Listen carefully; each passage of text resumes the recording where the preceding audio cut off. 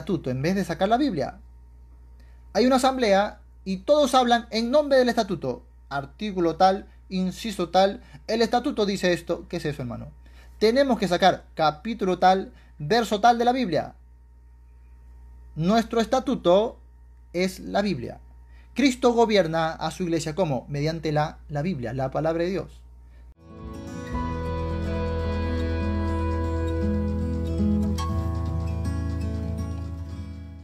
En esto, entonces, Pablo le dice a Tito, te dejé en Creta para que corrigieseis lo deficiente. ¿Ve? Tenía que corregir. Y también dice, y establecieseis ancianos en cada ciudad. ¿Te das cuenta? Así que Tito no era pastor de una congregación pequeña de 4 paredes. Tito tenía que estar al mando de muchas congregaciones. Tenía que velar por ellas. Tenía que poner ancianos. Tenía que sacar ancianos. ¿Te das cuenta el trabajo que tenía este hombre? Es bárbaro. Hermanos, en la Biblia, cuando se hable de iglesia local, de trabajo misionero, no se habla en función de un templo, sino de una comunidad. Por eso que tenemos 7 cartas, bueno, tenemos varias cartas dirigidas a 7 iglesias locales y usted va a decir que ahí esta iglesia se llamaba como se llama la ciudad, a veces la región. Por ejemplo, las iglesias de Galacia. Abre tu Biblia en Gálatas y ve los primeros versos. A las iglesias, no dice a la iglesia. A las iglesias de Galacia. ¿Por qué? Porque Galacia era toda una región. Y habían muchas iglesias ahí. Y Pablo le escribe a las iglesias de Galacia. Cientos de congregaciones. A las de Acaya, donde estaba Corinto. A la iglesia de Dios que está en Corinto. ¿Se refería solo a una iglesia de 4 paredes? No, a toda la ciudad. Incluso a toda la región de Acaya. ¿Sí? Donde había muchas congregaciones. A la iglesia que está en Éfeso. A la iglesia que está en Filipos. Filipenses, Efesios, a la iglesia que está en Tesalónica. Eran ciudades, hermanos. No se llamaban por sus templos, sino por sus ciudades. De manera que en una ciudad, en una comunidad, en una región, todos los pastores enseñaban lo mismo. ¿Me dejo entender? Enseñaban la misma doctrina, bajo el mismo sentir, bajo el mismo cuidado. Y codependían los unos de los otros. Se fortalecían, se ayudaban, tenían comunión, bastante comunión. Y siempre estaban, hermanos, siendo vigilados para que no se desvíen de la sana doctrina. Acuérdate que estamos en un tiempo donde la revelación se estaba completando. Así que eran tiempos delicados. Ahora, en nuestra época, ¿la revelación está completa, sí o no? Sí, está completa. La Biblia es suficiente. No necesitamos más revelación que la Biblia. Eso es cierto. Pero ¿los tiempos han dejado de ser peligrosos? No. Porque a Timoteo mismo le va a decir en los posteros tiempos. Es más, van a venir tiempos más peligrosos de los que estamos viviendo. Entonces, el día de hoy necesitamos atender a estos principios, amados hermanos. Porque Pablo le dice a Timoteo, haciendo estas cosas, te cuidarás a ti mismo y a los que te oyeren. Porque hay un mundo perverso alrededor, hay apostasía, hay falsa enseñanza, mala doctrina alrededor y necesitamos poner atención a estos principios para velar por la defensa de la sana doctrina, para que la obra del ministerio crezca conforme al diseño de Dios y no de acuerdo al diseño del hombre. Basta de tradiciones, de dogmas, de legalismos, basta, hermanos, de denominaciones. Tenemos que edificar la iglesia conforme a los principios bíblicos y se acabó. No necesitamos nada más. No nos volvamos parte de la religión del mundo, que a la Biblia, ¿qué le suma? Tradiciones, dogmas, ¿sí? Gulas, concilios, cada cosa que le va sumando a la revelación bíblica y se vuelve una religión meramente humana. La iglesia de Cristo tiene sus estatutos, hermanos, en la palabra de Dios. Es triste ver que incluso hoy iglesias ya le dan al estatuto organizacional de la iglesia que le pide el Estado, le dan más valor al estatuto que a la misma Biblia. Y ante cada situación, ahora el pastor o los diáconos sacan el estatuto en vez de sacar la Biblia. Hay una asamblea y todos hablan en nombre del estatuto. Artículo tal, inciso tal, el estatuto dice esto. ¿Qué es eso, hermano? Tenemos que sacar capítulo tal, verso tal de la Biblia. Nuestro estatuto es la Biblia. Cristo gobierna a su iglesia ¿cómo? Mediante la Biblia, la palabra de Dios. Tiene que haber un avivamiento, hermanos, si nos hacemos un análisis. Porque a simple vista parece todo bien. Bueno, vamos a nuestro templo, cantamos, el pastor predica, todo parece bien. Pero si hacemos un análisis exhaustivo, a veces nos damos cuenta que estamos, hermanos, mucho peor de lo que creemos. Con solo mirar este tema de los estatutos, con solo mirar el alcance misionero, con solo mirar cuánto del porcentaje de los creyentes está participando en la gran comisión de Cristo, están abriendo nuevas obras en nuestra localidad. Ahí nomás usted se da cuenta, estamos muy mal. Y no nos creamos el cuento, no, que todo está bien, no seas tan fanático, no seas tan exagerado, los tiempos han cambiado, los tiempos pueden cambiar, pero los principios de la palabra de Dios nunca. Tenemos que mantenernos firmes. Hermanos, es necesario que el tiempo de hoy vivamos un avivamiento, pero no de emociones, no un avivamiento de música, de conciertos. Necesitamos un avivamiento por la palabra de Dios. Hasta que no haya esto, nada va a pasar. Acuérdate la época del rey Josías, una época de apostasía. ¿Cómo este hombre logró traer un avivamiento a su nación? Porque encontró la ley de Dios. La encontró, la desempolvó e hizo que el pueblo la leyera. Y cuando el pueblo leía la ley, hermanos, su corazón, cómo vibró, y ellos volvieron al Señor con todo su corazón, y fue una época preciosa. Necesitamos la palabra, solo la palabra, y nada más que la palabra. Pero si no comienza por uno mismo, si siempre vamos a estar esperando a que el pastor cambie, nada va a pasar. Deja que la palabra germine en tu corazón. Deja que Dios haga una obra especial en ti primero, sin mirar a los demás. Es bueno analizar nuestro trasfondo, nuestro contexto, nuestra realidad, pero solo hay un camino: volver de todo corazón a los pies del Maestro, elegir cada día la mejor parte. Dejen de, hermanos, de estar dando tanta importancia a las cosas materiales, que al desayuno, que a los hijos, que a la casa, que son cosas buenas, pero tanto le damos espacio que no hay más lugar para nuestro tiempo con la palabra de Dios. Crecer en la palabra de Dios debería ser al revés. Nuestra prioridad cada día debe ser no como Marta, sino como María, que elegía la mejor parte, la que no le será quitada.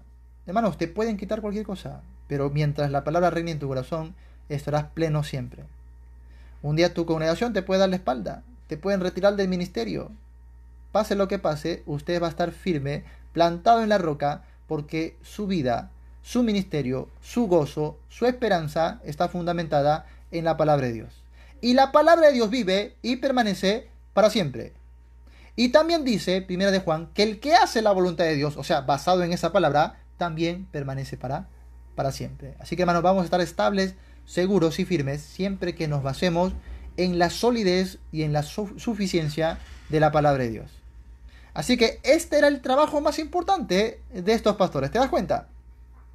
El trabajo de ellos no era hacer actividades, construir templos bonitos, no, hacer programas, mega eventos, show, campañas. No, el trabajo más importante de estos siervos de Dios era velar por la sana doctrina. Si hoy prestáramos atención, hermanos, a esta verdad, las cosas serían muy diferentes. Si quiera Dios que aquí hay varones, sí, que están escuchando, quiera Dios que estos varones, hermanos, vengan a los pies de Cristo. No importa si usted ya es salvo, igual, caiga a los pies de Cristo y dile: heme aquí, Señor, porque el Señor te llamó a ti, en primer lugar, a predicar su palabra, a ser un sacerdote en el hogar. ¿Cómo la iglesia sufre porque los varones hoy no quieren asumir sus roles de sacerdotes? Y las mujeres, que son creyentes, a veces muriendo de hambre en la casa, muriendo de hambre en el ministerio. Y con lo poco y el talento que Dios les ha dado, a veces mujeres están sosteniendo a duras penas la obra de Dios. ¿Qué es esto? ¿Cuántas veces recibo estos mensajes de hermanas? Pastor, todo me lo encargan a mí. Nadie quiere involucrarse. Al final, todo tengo que hacerlo yo porque nadie se atreve. ¿Qué es esto? Un llamado a atención a los varones. Pónganse los pantalones bien puestos. Cíñanse bien el cinto, ¿sí? Deja de poner excusas. Deja de darle lugar a tu carne, ¿sí? Y ponte a los pies del Maestro. Señor, aquí estoy, primero como un discípulo y luego envíame. Aquí estoy. necesitamos varones capacitados, nutridos con la palabra, obreros fieles del Señor, como lo dijo Pablo a Timoteo, que cumplan esta labor de defensa. Por algo te dio más fuerza el Señor, por algo te dio quizás una mayor capacidad de soporte, porque necesitas estar al frente. Pero a veces los varones cobardemente se escudan detrás de las faldas de las mujeres, hermano. Y tenemos que, por favor, tomar conciencia, porque Dios llama en primer lugar varones, cabezas de familia. Los necesitamos en la obra. ¿Cómo sufre la obra? ¿Cuánto quisiéramos hacer aquí en la comunidad? Pero a los varones hay que esperarles años, a veces siglos, a que se decidan. Mientras que la mujer ahí está dispuesta. Aquí estoy, pastor. ¿Qué hay para hacer? ¡Wow! ¡Qué hermoso! Tristemente tengo que decir la realidad de las cosas. Pero tiene que cambiar. No podemos conformarnos siempre a valga la redundancia, a este molde. Tenemos que salir y pensar cómo Cristo ha diseñado su iglesia. Primero, trata con varones. Tienen que asumir esta gran responsabilidad, hermanos, de predicar la palabra. Si no, ¿cómo? ¿Cómo el mundo oirá si no hay quien predique? ¿Cómo invocarán el nombre del Señor? ¿Cómo serán salvos? ¿Cómo se abrirán nuevas obras si no hay varones proclamando la palabra de Dios? Hermanos, en el ministerio tenemos que estar ambos, varón y mujer, echando fuerzas en un solo sentir, con un mismo ánimo, ¿sí? Complementándose como Dios los hizo, no echándose al abandono y echarle toda la carga y responsabilidad a la pobre mujer. Sigamos, por favor, el modelo que Dios nos ha dejado en su palabra. Aquí el Señor primero está tratando con varones. Le dice a Tito: busca a los ancianos, establece ancianos, pon pastores que van a predicar con valor y vigílalos y ordénales. Si están defectuosos en algo, corrígelos. Pero hay que velar porque más varones se levanten hoy a predicar la palabra. Si usted es mujer y usted es de repente madre y tiene en casa todavía a un varoncito, usted de repente puede ser una Eunice, ¿no? Una Loida, que saque de su hogar a un Timoteo o a un Tito. Qué oportunidad tremenda. Que desde temprana edad, así como a Timoteo, que desde la niñez ha sabido las escrituras, le dice Pablo, por la labor de la mamá, por la labor de la abuelita, Timoteo llegó a ser nada más y nada menos que el obispo de Éfeso, la ciudad más grande de esta época. Hermanos, necesitamos que desde tempranas edades les inculquemos a nuestras generaciones cómo es el servicio correcto a Cristo. Está muy bonito todo lo que hacemos de repente en los programas, ahí en el show de niños, pero discipulemos niños también. Entrenémosle, capacitémosle para la labor misionera. Esto es sumamente importante. Instruyamos al niño en la palabra de Dios.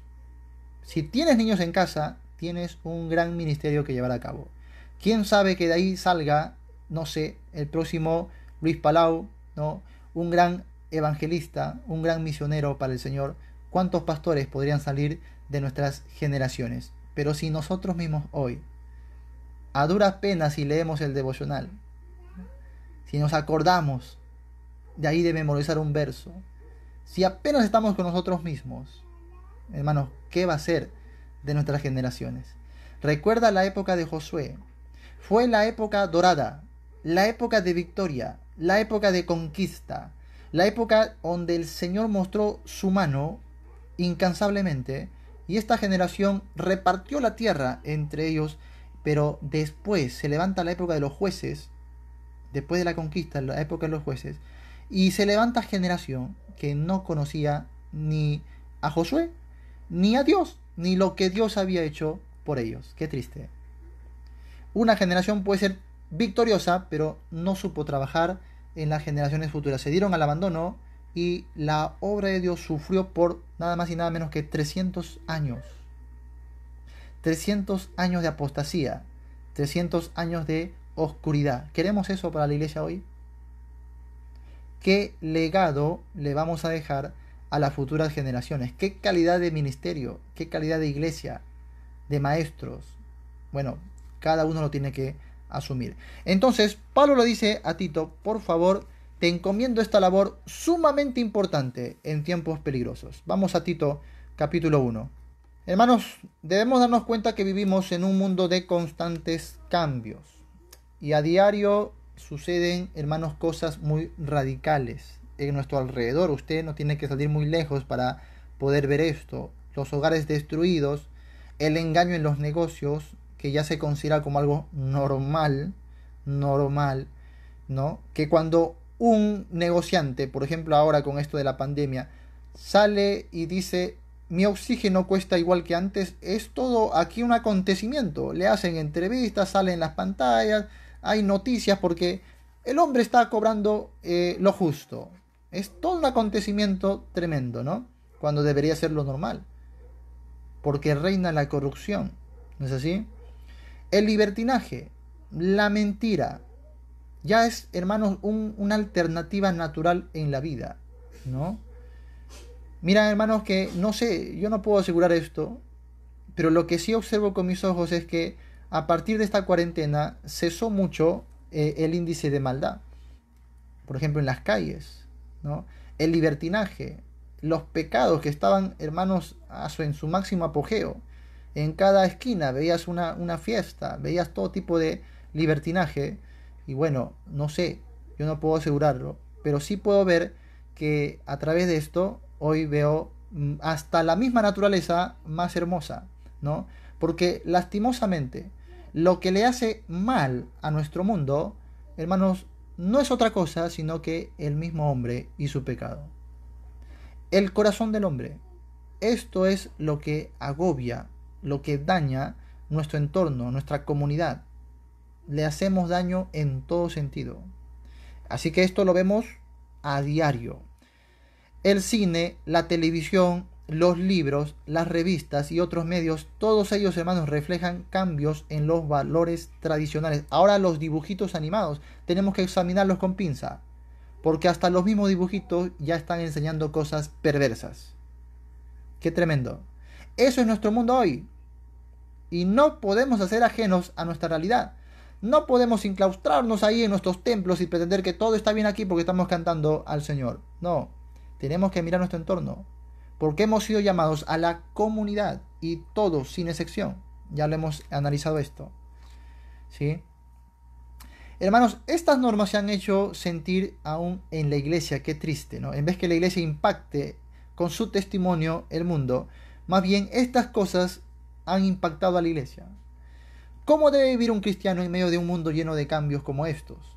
Los cristianos debemos estar seguros del estilo de vida indicado para un hijo de Dios frente a la cultura moderna sin Cristo. Debemos separarnos del estilo de vida del mundo y conformarnos al que Dios nos ha establecido, amados hermanos. Precisamente esta epístola de Tito nos va a enseñar el estilo de vida indicado para el Hijo de Dios en medio de una sociedad pagana. Por esto es que se ponía mucho énfasis en el cuidado de los pastores, de los ministros. ¿Por qué? Porque eran los pastores, los ancianos de cada congregación, que iban a discipular a cada creyente, los que le iban a adiestrar, los que le iban a enseñar la palabra. Y para Pablo, enseñar la doctrina no se quedaba solo con aspectos de púlpito o reuniones de culto. Para Pablo, la doctrina va a ser la vivencia, hermanos, el fervor de cada creyente en su ámbito de la vida diaria. Y esto lo va a decir más claro en el capítulo 2 de Tito, donde él va a cimentar, hermanos, la doctrina, la sana doctrina, no solo en teoría, sino en vivencia, en experiencia. Y lastimosamente, este es, hermanos, digamos, el talón de Aquiles de la iglesia de hoy. Tenemos bonita doctrina, la exponemos en nuestras paredes. Muchos tienen su declaración de fe ahí muy bonito en su periódico mural, ¿sí? En su página web. Tienen libros enteros de doctrina, ¿sí? Sus declaraciones de fe, su cuerpo doctrinal, todo muy bonito en teoría. Pero la iglesia no sabe cómo vivir la sana doctrina. La iglesia no maneja principios para que esa doctrina se haga carne en sus vidas, para que sea real, para que sea ferviente en sus corazones. Una gran deficiencia. El cristiano de a pie no sabe ni manejar su Biblia. Y qué vergüenza. En serio. Sentiría vergüenza como pastor si miembros de mi congregación no saben ubicar un libro bíblico. Que no sepan el propósito de cada libro de la Biblia. Que no sepan versos claves de memoria. Vergüenza. Por muy bonita declaración doctrinal que tenga, no vale nada si es que esa doctrina no se está enraizando, hermanos, no está tomando forma en la vida de cada creyente. ¿En dónde? En sus casas, en sus relaciones, en sus trabajos, ¿sí? En el estilo de vida común. Pablo va a decir, así defendemos la sana doctrina. Por esto, Tito, hermanos, no solo es una carta para el pastor. Se llama carta pastoral porque le está escribiendo al obispo de Creta, ¿sí? Para que también él a su vez enseñe a los pastores, pero el propósito, el objetivo detrás de todo esto era que los creyentes se comporten debidamente. La palabrita buenas obras, esto va a ser nuestra palabra clave. Si quieres anótalo ahí, ponlo en tu Biblia. Buena obra o buenas obras se va a repetir muchas veces en Tito. Te animo a subrayar, yo ya lo hice, no te voy a soplar, porque es trabajo, ¿ya? Así que lee verso por verso y resalta ahí, hermano, y señala un costadito las veces que aparece la palabra obra o buenas obras. Vas a ver, muchísimo. Y es una carta pastoral. Y es una carta doctrinal. Y es un llamado a la apología, a la defensa de la sana doctrina. Sin embargo, cada rato, buenas obras, buenas obras, buenas obras. ¿Ven? La doctrina no es académica. Hoy los pastores, tristemente, el error que cometen es que se vuelven muy académicos. Y no está mal ser académico. Pero cuando te vuelves solo académico, ahí sí está mal. Y todo queremos verlo a plano teológico. Y están ahí inmersos en los misterios, en que tal palabra significa esto, en que en esa época más bien todo significaba lo contrario. Y estamos inmersos en la teología y olvidamos que la Biblia nos dice que la doctrina tiene que estar en la práctica de los creyentes.